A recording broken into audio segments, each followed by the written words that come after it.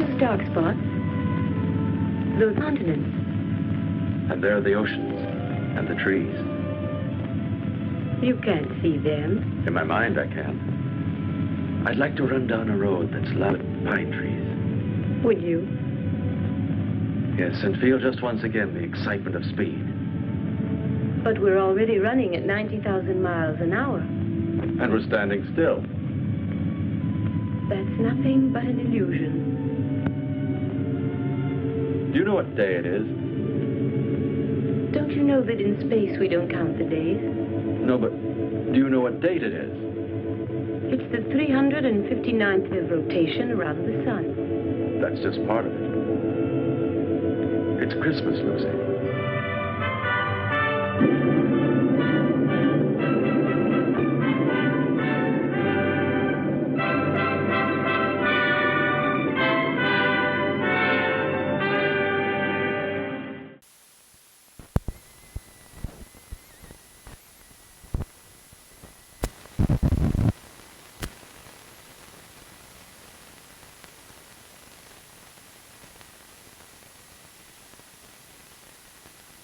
Welcome aboard the Lure spaceship.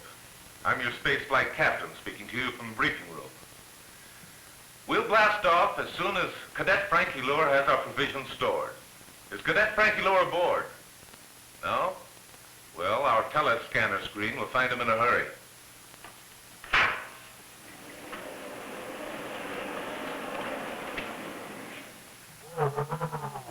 Coming, Captain. I've almost finished loading these out-of-this-world good Lure All-Meat Franks. You know, for a fast energy takeoff anytime, just fill up with Lure All-Meat Franks, boys and girls.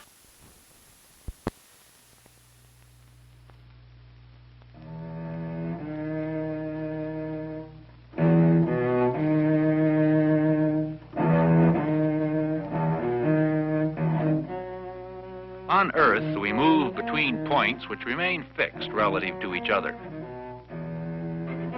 But in our solar system, all bodies are in continuous motion. Man has long observed the movements of the sun, the moon, and the planets. He's measured angles and distances, calculated gravitational forces and the shapes of orbits. His vision was limited only by technology. The sharper tools of the 20th century have allowed him to measure the movements of the sun and the planets with reference to other stars in our galaxy. And now he leaves Earth on journeys into space.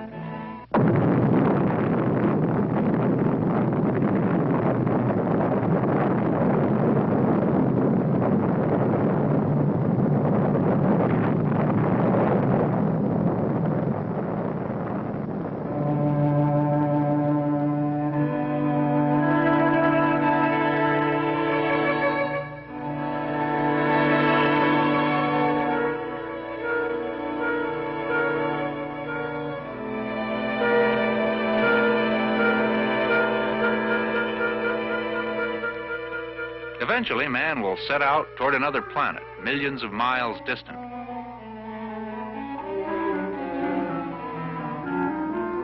The instruments and techniques of modern science will guide his spacecraft with an accuracy and precision inconceivable to earthbound navigators. Though the spacecraft will be traveling at tens of thousands of miles per hour, it will seem to the men on board to be hanging motionless. For them, the stars will be fixed in their positions. There will be no day or night. The receding Earth will not remain behind them, but will be imperceptibly moving ahead. Where they left Earth, there is now only a point in space. If their objective is Mars, for example, they will not be moving directly toward it, but along a curving path, leading them to another point in space beyond the sun. They must arrive at that point at the same time as Mars. Neither they nor the planet can stop and wait. On this trip, an error in injection velocity at Earth of less than 1/10 of 1%, that's about 25 miles per hour, will, if it goes uncorrected, cause the craft to miss Mars by over 1/3 of a million miles. The additional propellant and time required to correct so large an error near the end of the trip might be prohibitive. The mission would likely fail. But errors in spaceflight can be corrected during flight because the principles of space navigation are based on the knowledge that the forces involved are constant and predictable.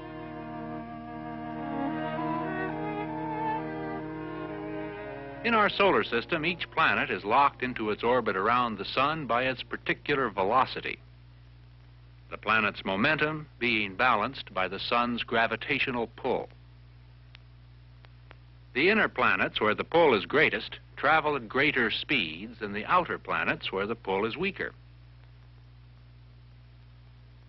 If a spacecraft is to leave the Earth for another planet, it must increase or decrease the speed imparted to it by the orbiting Earth.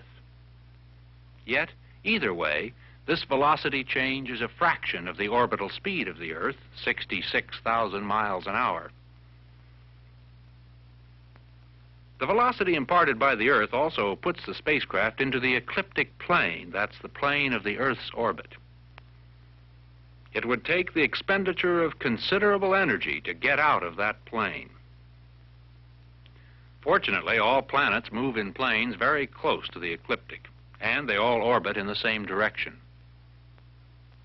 Unlike the planets, a spacecraft can change its orbit and its direction because it can change its velocity.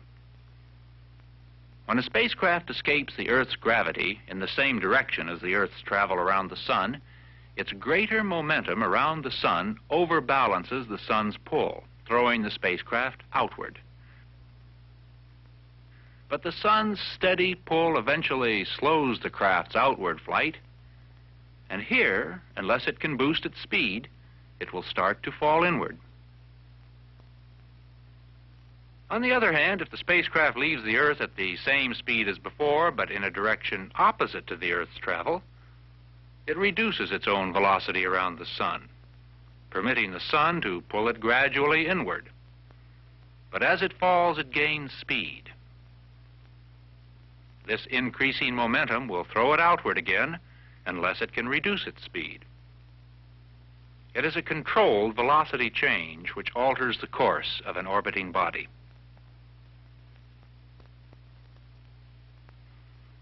In this voyage to Mars, the path the spacecraft should follow has been computed. But putting the craft on exactly the right path cannot be done.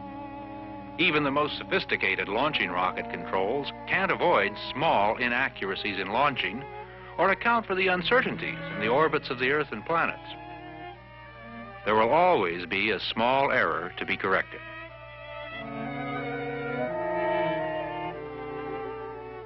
The first correction will compensate for most of this error. A small velocity change made early in the voyage will have a much greater effect than the same change made later. Later corrections will remove residual errors and refine the trajectory of the craft.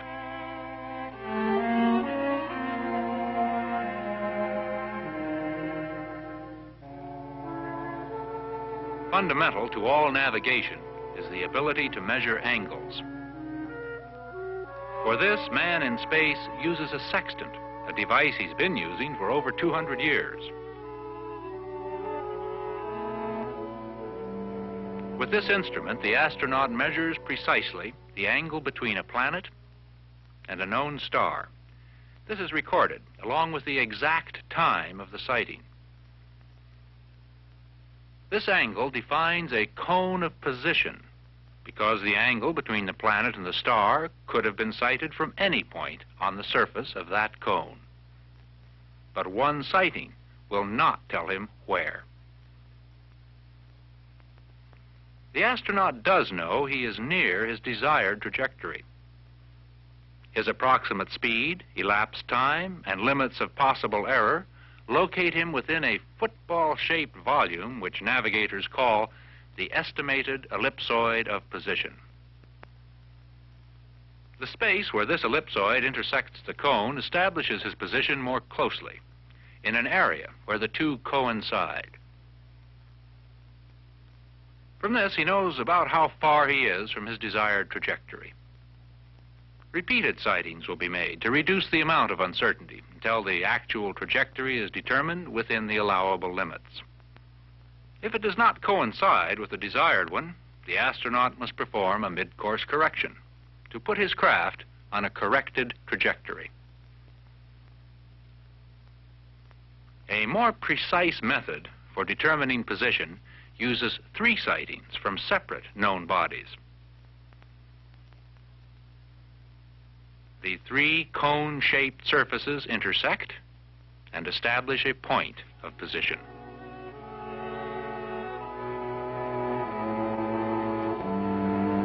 Actually, throughout the flight, Earth-based tracking information will be used to correct or supplement onboard navigation, so long as it can supply sufficiently accurate data. But as the spacecraft nears the target position, millions of miles from Earth's tracking stations, the astronaut will have to rely to a much greater extent on his onboard navigational equipment. Any backup information from Earth would take 12 minutes to travel the 134 million miles that separate them. He will determine the exact location of his craft with respect to the planet, using sextant sightings, this time between the target planet and known stars. Now he can calculate the final velocity changes that will put him in a precise parking orbit around the planet. Once determined, these velocity changes are applied, and an orbit around the planet is attained.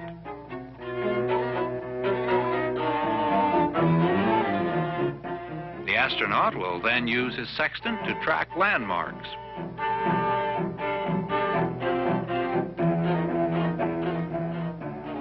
This confirms his parking orbit and determines its characteristics, permitting him to plan a descent trajectory.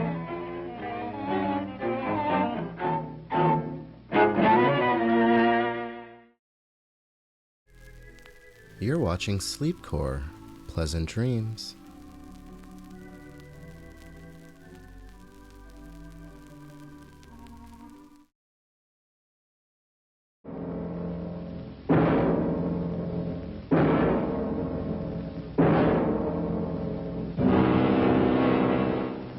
You are the target of those who would trample the liberties of free men. You are in the crosshairs of the bomb sight. An enemy is centering on you. You are a citizen of the free world, a citizen of the United States of America. You may live in an industrial city, perhaps in a great port city with its burdened wharves, a farming area with fertile fields and grazing herds, a mining region rich with vital ores and minerals. You are the target. Our president has told us that even against the most powerful defense, an aggressor in possession of an effective number of atomic bombs could cause hideous damage. Today, in the age of hydrogen weapons, evacuation from target areas is our best assurance of survival. But successful evacuation takes time. If there is insufficient warning of attack, no time for organized evacuation according to plan, then you and your family must protect yourselves. Wherever you are, take cover. Whether in a private home, in an apartment, or your place of business, or in a motor vehicle, take cover. Motorists should park cars to the side of the highway. A clear lane must be kept open for emergency vehicles, fire apparatus, ambulances, engineering equipment. Now, let's look at your home. Protect it at all times. Don't permit fire hazards to collect. Unused paper and boxes, oily rags and waste, useless broken household goods. Such inflammable debris is a fire threat at any time. Think of your home as divided into connected spaces. Attic, bedrooms, living room, and so on. Spaces in which your loved ones live. If you have an attic, this may be where your children play, snug and secure, but helpless, completely dependent upon you for their safety. The bedroom where an ill or handicapped member of your family may be. The living room where the aged or infirm, helpless as children, may look to you for aid. Plan and practice how to assist your family to a prepared shelter without loss of time. Plan and practice the turning off of all household appliances operated by gas or electricity. Simple insurance against some fires and explosions. If there is time, cover windows with blinds or draperies and close all outside doors, but don't lock them. Shut off the draft on coal or wood-burning furnaces and stoves. Hot coals or embers thrown about could set fire to your home. Ask your local utility companies for advice, then follow it, and tag the sources so that you can act automatically on the way to the shelter. If you have a basement, that is your best shelter against the outside wall closest to the probable point of detonation. Any high explosive force collapses a structure at its weakest point and may form a natural safe area. It is just common sense to use this area to build a lean-to shelter. This type is inexpensive and easy to build. The basement box-type shelter is stronger, larger, and more comfortable. Outdoors, you can build an earth-covered shelter which affords the best protection against blast, fire, radiation, and radioactive fallout. Detailed plans for these and other types are clearly described in the FCDA manual, Home Shelters for Family Protection. Your next step is to equip the shelter. Stock it with everyday materials with which you can face an emergency calmly. A battery radio, power may fail. Flashlights and spare batteries. First aid kit. A 3-day supply of canned and packaged food, bottled water and other liquids. A garden hose and indoor faucet adapter, or buckets of water and a stirrup pump. Water purification tablets. Blankets for your family. If you have this emergency shelf, enemy attack will not catch you unprepared. If attack does come, your practiced plan will pay off.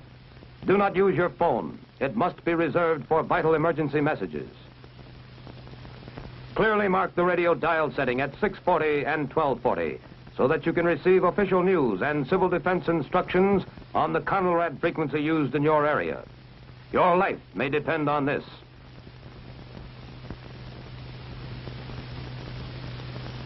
Train to give prompt first aid to the injured in your family, training that can serve you in any time of emergency. Train to fight small fires, know-how which may serve you well in any catastrophe. This is the plan to help you and others who need you, a plan to live, to work, and fight, as did your forefathers. Now, let's check the plan together step by step. Check. You practice fireproof housekeeping all the time.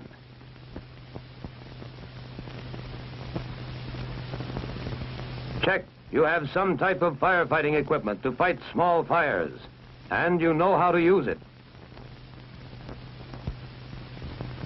Check.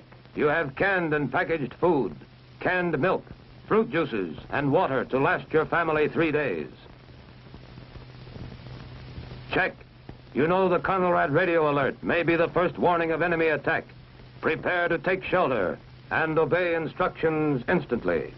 Check. Your battery radio and your auto radio have the Conelrad stations clearly marked at 640 and 1240.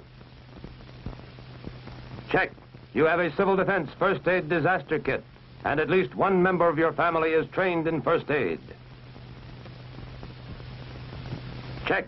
Make sure your utilities are properly tagged for prompt emergency action.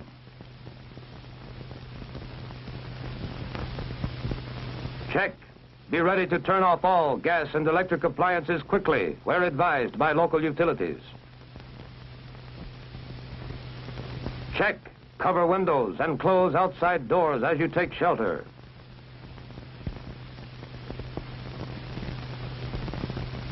Check.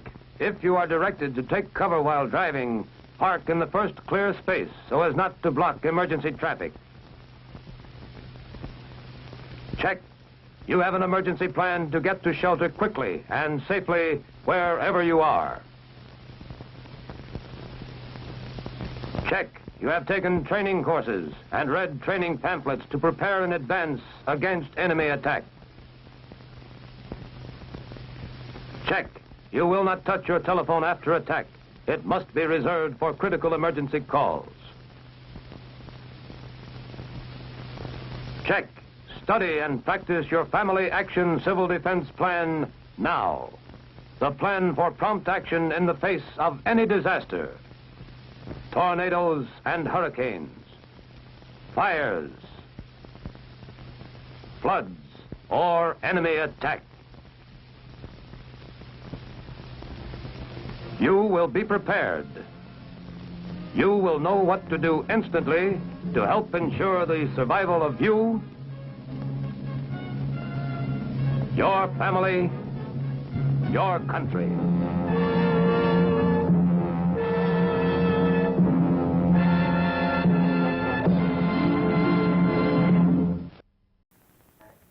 Hello there. Here's an early Christmas gift for you from wonderful Ivory Snow. You can get these 2 snowball Christmas tree ornaments without paying a penny for them. That's right, a gift from Ivory Snow. Aren't they great? Lightweight, unbreakable, made of sparkling white plastic foam with red and blue trimmings. They'll brighten up your tree for many a Christmas to come. And you know, they're yours for free. Now here's what you do. Buy from your dealer the special Ivory Snow boxes with the free offer explained here and this certificate box top. Then send in 1 box top from a special giant size box or 2 box tops from the special regular size box. And you'll receive these bright and cheerful ornaments in plenty of time for Christmas. The supply of these special Ivory Snow boxes is limited, though, so don't delay. The address is right on the box tops. Mail yours now. You're watching Sleepcore, media for insomnia.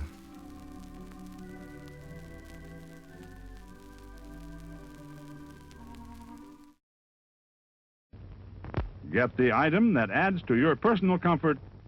Cigarettes, here you are. Get the kind you prefer and enjoy them thoroughly. All the most popular brands.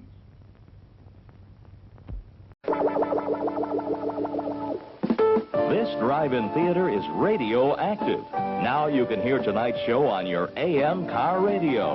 Turn your ignition key to the accessory position. This will not drain your car battery.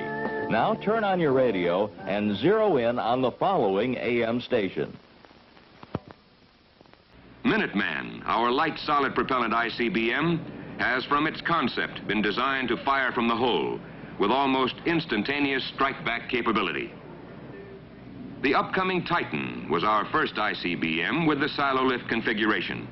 And Titan II's storable liquid propellants make it possible to equal Minuteman's fast reaction and combine it with extreme long range and a strike-back power capable of destroying any hardened target. An advanced Titan will be used to place Dinosaur, a manned glider, into orbit. For such manned spacecraft of the future, the X-15 is currently serving as a transitional step. It is logical that the power of the boosters and the experienced resources of people and the precision production capability developed by the ballistic missile effort should prove to be a long right arm in the big reach toward space. As early as October 1958, Thor-powered Pioneer 1, 71,300 miles from Earth, our first deep probe into the new aerospace environment. By 1960, gratifying successes began to come more frequently. Launched in March, Pioneer 5, en route to a solar orbit, sent back valuable data for a record 22.5 million miles. Launched on April 1st, a Tyros weather satellite recorded and transmitted some 22,000 photographs from altitudes up to 450 miles. In mid-April, Transit, a navigation satellite, was Thor boosted into orbit. Since September of 1959, the Air Force has provided and launched boosters for the space programs of all military services and for NASA. Thor has been the reliable workhorse. But even before Thor was successfully airborne, the Air Force Systems Command was pushing ahead with the Discoverer program.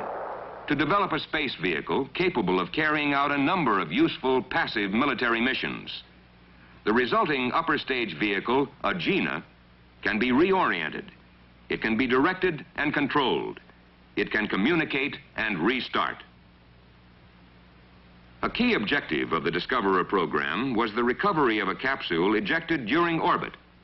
Early unsuccessful attempts to recover the capsules were followed by repeated successful sea and mid-air retrievals. These have made many spot news headlines. But behind the scenes is the Satellite Test Center in Sunnyvale, California. It is an operating activity of the 65 94th Test Wing Satellite. Here is the Air Force cadre, whose operational environment is space. The coordinated training effort is a result of Air Force management's determination for their personnel to keep pace with the rapidly growing operational demands in space. By means of direct line communication, the test center monitors all launches in the Discoverer program and controls all subsequent phases of flight and recovery. Orbital injection is verified by test wing tracking facilities. First reports come from the installation at Kodiak, Alaska. In sequence, the facility at Kaina Point, Hawaii, and the one in New Boston feed the data to the Satellite Test Center. After analysis, a change of instruction can be radioed to the timer in the orbiting Agena so that the capsule package will be ejected on the specific orbital pass desired. The Air Force developed Agena vehicle is being used as the upper stage for the Army's Advent program, for NASA's Ranger lunar exploration program, and for the Vela Hotel high-altitude nuclear detection system, of which the Air Force is executive manager on behalf of ARPA. Versatile and dependable Agena is also being used in the Midas missile detection and alarm system. Midas 1, launched from Cape Canaveral in February, did not orbit. But Midas 2, in an equatorial orbit, and Midas 3, launched into polar orbit from Point Arguello, California, successfully began laying the groundwork for the satellite system to spot missile launches anywhere in the world. Aboard Midas 3 is the 23-pound black box for HEPDEX, High Energy Proton Detection Experiment. It transmitted the first continuous information on the actual size and radiation intensity of the Van Allen belt. Preliminary quantitative analysis of data has revealed that the belt is only 1/2 as big in area of major radiation concentration as originally thought, and that it is 6 times as hot. The Satellite Inspector Program, formerly known as SAINT, is a first long stride toward our objective of inspection, rendezvous, and docking. Satellite inspectors, equipped with TV cameras, detection sensors, and relevant electronic equipment, will be launched on an intercept trajectory determined by ground tracking. Because military space systems must be operational around the clock, 365 days a year, the development of maintenance and repair techniques now under study must result in the capability of transporting Air Force crews as close in or as far out in space as may be required. Current concepts of system reliability have taken into consideration that future operations indicate the need for reusable systems, varied inventories, and space vehicles in large numbers. From the standpoint of economics, a continuous and expanding operations in space demand a decisive reduction in cost of boost. You're watching Sleepcore. Sleep tight.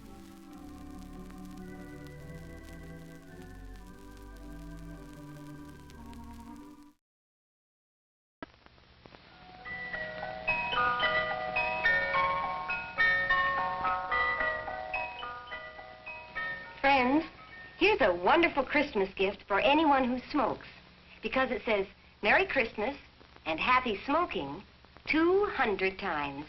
Yes, 10 packs of those better-tasting Luckies, all done up for Christmas in a beautiful carton created just for Lucky Strike by the famous designer, Mr. Raymond Loewy. It'll look so bright and colorful under your Christmas tree, and it's such a welcome gift to anyone who enjoys a good smoke. Because, you know, smoking enjoyment is all a matter of taste. And the fact of the matter is, Luckies taste better. Cleaner, fresher, smoother.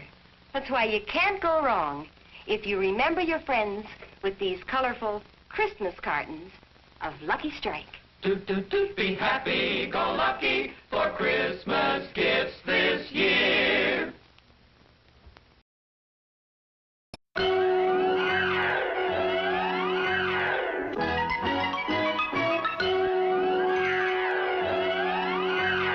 Dodo, the kid from outer space. Dodo can go any place with propellers on his heels, antennas on his ears. He's a science fiction pixie from his ancient atomic race. Dodo, the kid from outer space. Dodo.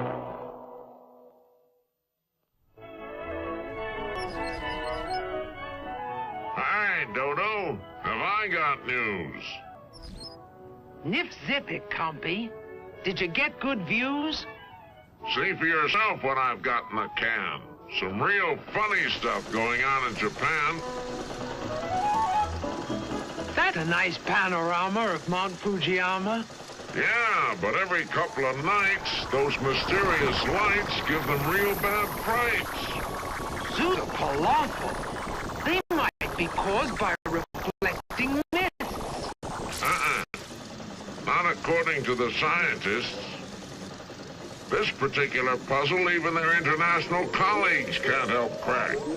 They don't know if Fujiyama is going to erupt or if it's a signal of a space attack.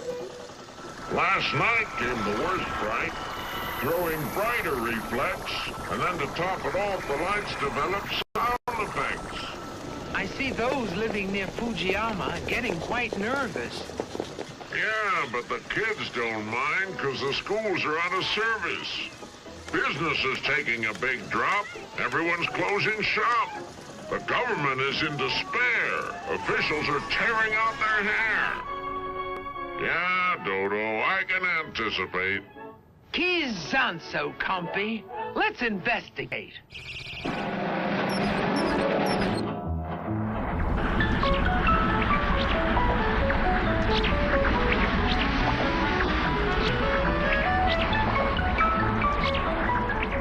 The model for that must have been a chubby man. No, compy. That's the great Buddha of Japan. You know where you're going, I hope. Of course. Land on Fujiyama's slope. It would be better now than later to have a look at the edge of the crater. Let's fly in for a look below the rim. Okay, but if it starts to bubble, we're in trouble.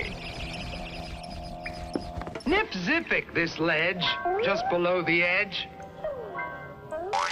Suffering snakes and plundering pistols.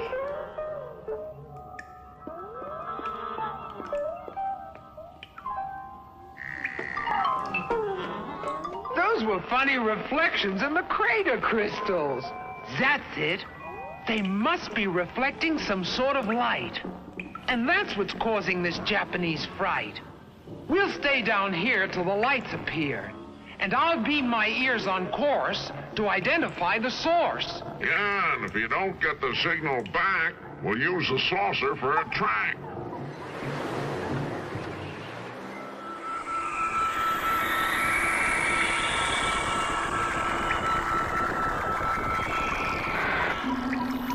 It's almost, but not quite, a Pelthelmet beam. Well, let's get in the saucer and follow the stream. Compy, can you compute the rate of the bend so we know how fast we'll get to the end?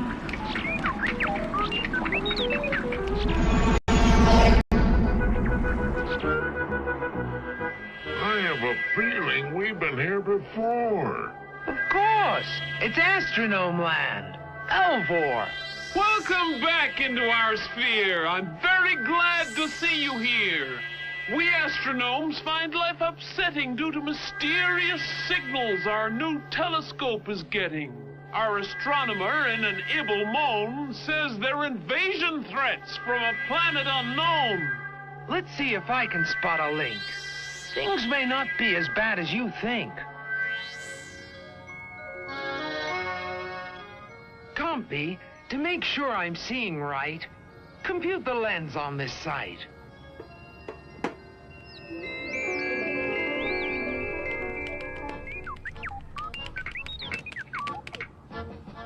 Your telescope lens has an irregularity, which bends the light in an odd trajectory.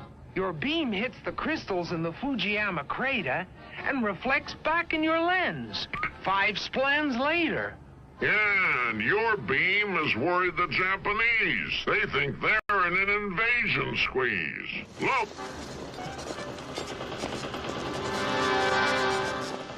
Well, I'll be blibbled. I'm glad it's just light, but sorry about the Japanese fright.